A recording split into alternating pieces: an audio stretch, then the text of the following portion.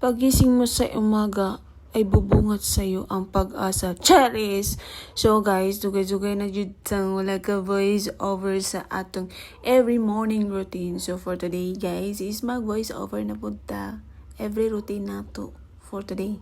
Oh, sig balik day. Come back again mini vlog. So for today guys, is ato sa ning labhan ng ato ang bolingon kay daghan na siya. No? So actually guys, basa ni siya. Then ako na lang ning giwashing yung uban. Akong gipa laundry gahapon. And kaning usa guys is nag-prepare na ko ani sa yung uniform. Pero kani siya guys, dugay siya mumata o dili po kawon. And nag-prepare sad ko sa iyang baon.